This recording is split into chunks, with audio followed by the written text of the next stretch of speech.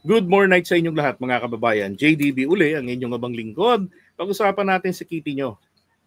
US citizen pala si Kitty.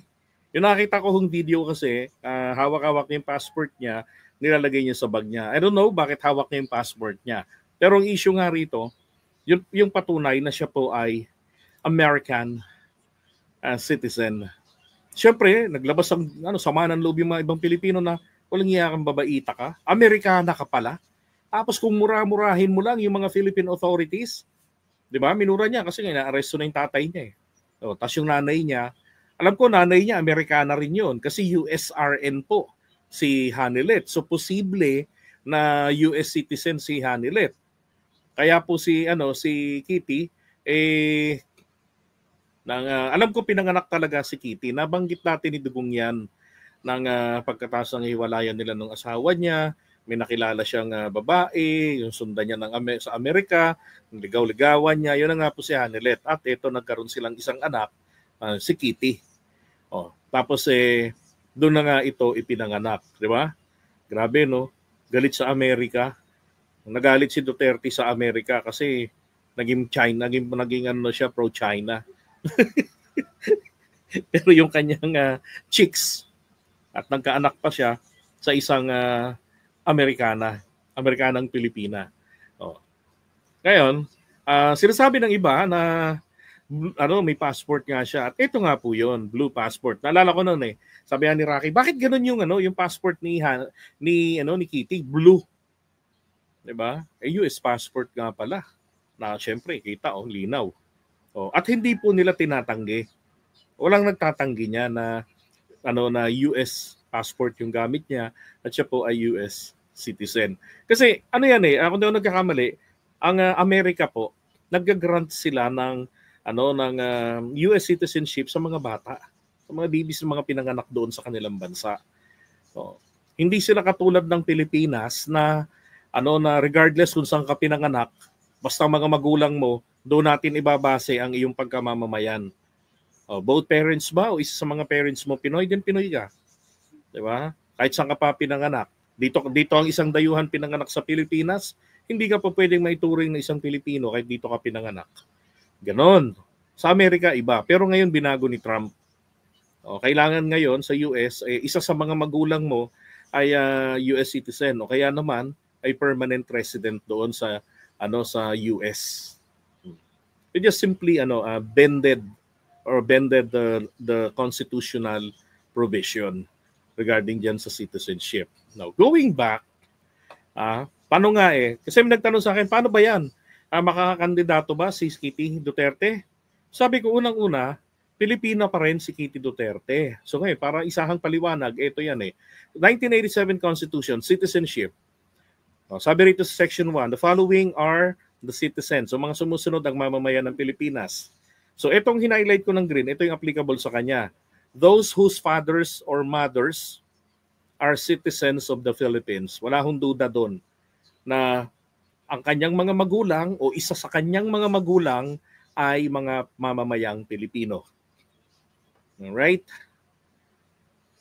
Then, Section 2, natural-born citizens daw. Sino-sino daw yung mga yon? Yun daw po yung ipinanganak mula pa.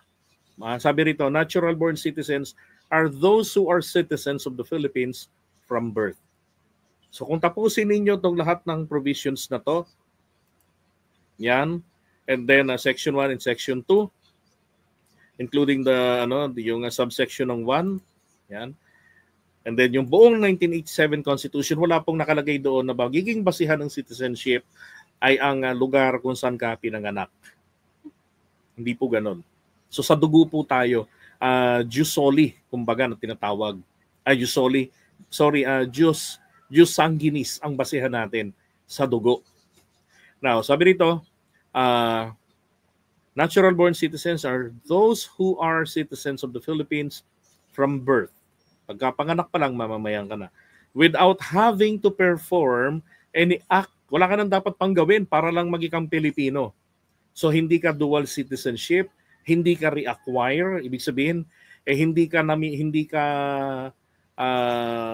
nawala yung pagkamamamayan tapos inacquire mo uli, hindi ho ganon. na wala kang ginawang anumang legal action para maging Pilipino uli or para maging naturalized Filipino citizen. Okay? So, ganon. So, ang tanong, si Kitty ba pasok dito? Pasok po si Kitty sa tingin ko. Kasi nga, ang tatay niya ay talagang hindi mapasusubalian. Kahit na naiinis tayo kay Digong, ay Pilipino po. Natural-born Filipino citizen si Digong. Ang nanay niya ay natural-born Filipino citizen. Hindi natin alam kung siya ba ay naka-dual citizenship nung time na ipinanganak si Kitty o siya ba ay siya ba ay US citizen dahil nga sa kanyang trabaho, USRN, 'di ba? O US registered nurse. Baka nag-acquire siya ng citizenship. Ganoon pa man, pasok sa isa sa mga magulang niya ay Pilipino. Ito sabi ni Harry Roque rito. Sabi niya diyan,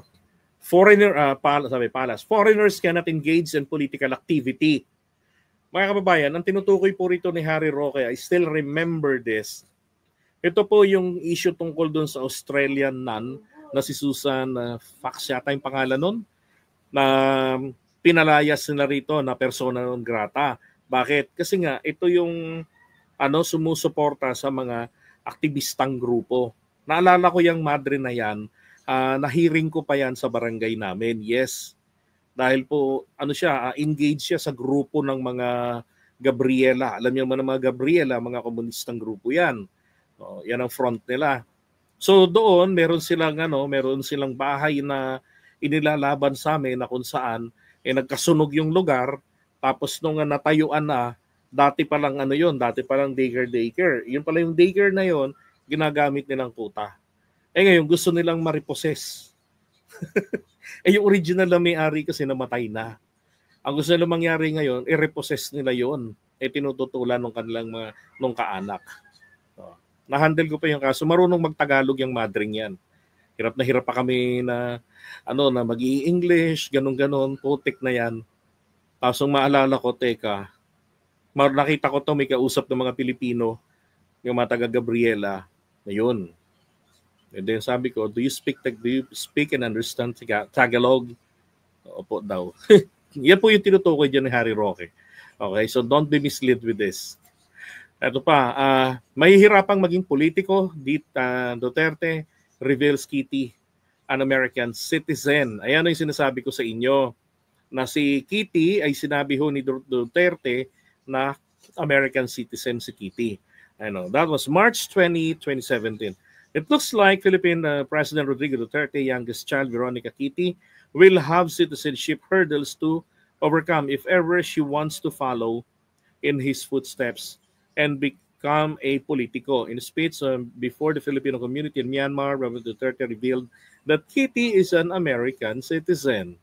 Diba? Pero doon naman sa pinakita ko sa inyo sa Constitution, natin magagawa. Diba? Sabi nga, dura lex sed lex. The law may be harsh, but it is still the law. Ngayon, tignan natin, ano ba yung mga may qualification? Mga posisyon na may mga qualification po ng pagkamamamayan. Eto, tignan nyo. Presidente, Vice President, natural-born citizen of the Philippines. And then, yan, sa Vice President at sa Presidente. Okay. And then, dito naman po sa mga congressman at mga senador po natin. Party list. Ano wala yung mga senador ko? Ito pala sa baba. So sa unahan, VP at saka Presidente, and then Senators, natural-born citizens of the Philippines. Okay? Ganon din po sa mga kongresista natin at sa mga party list representatives. Kailangan natural-born citizen of the Philippines. Okay? Ngayon, pagdating po dito sa qualifications for Philippine local officials, citizen of the Philippines only ang requirements sa kanila. When it comes to citizenship requirements, citizen of the Philippines. So pwede pong magkaroon ng pang LGU lamang etong si Kitty Duterte. Okay? Ganun lang yung kanyang pwedeng maging posisyon. Hanggang mayor, ganun. Pero beyond that, like congressman, hindi na ho po pwede. Yung mga posisyon na nag-i-engage into a national political activities, hindi ho po pwede. So Bangsamoro, Tapos dyan po sa mga mayor, vice governor, ganyan, councilor, sangguniang panglalawigan, o panlunsod, yan, ganun. Doon lang po siya po pwede. Okay? Alright, so kung magsesenador, hindi na po siya po pwede. Si Kitty, sabi nila. Pero sa akin po, again, tingin ko hindi po pwede ho siya kahit saan eh. Paniwala ko lang po pwede ho si Kitty. Kasi nga, kahit na siya po ay US citizen, doon yun sa batas ng Amerika. At saka, yung pag-issue ng passport sa kanya, that's the immigration rule nila eh. 'Di ba? This is just my opinion Kasi maliwanag kasi talaga sa una pa lamang nung binabanggit sino-sino ang mga mamamayang Pilipino. 'Di ba? Sabi rito yung mga magulang daw po, o yung kanyang tatay, o kanya yung kanyang nanay, hindi po binanggit dito na dapat po ay pareho.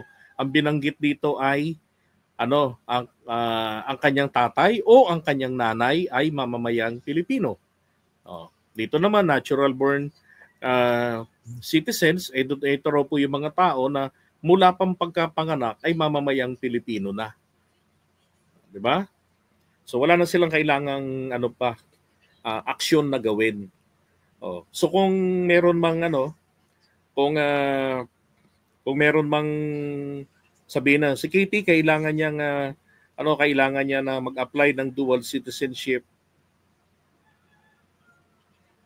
Palagay ko hindi naman niya nawala yung yung pagkamamamayang Pilipino niya eh. 'Di ba? But we'll just leave it to the lawyers. Pero again, tingin ko naman walang magiging problema sa kanya. Sana lang po, ito lang yan eh. Huwag siyang maging problema ng bayan natin. Stop the wake and bake. Yun lang yun. Okay?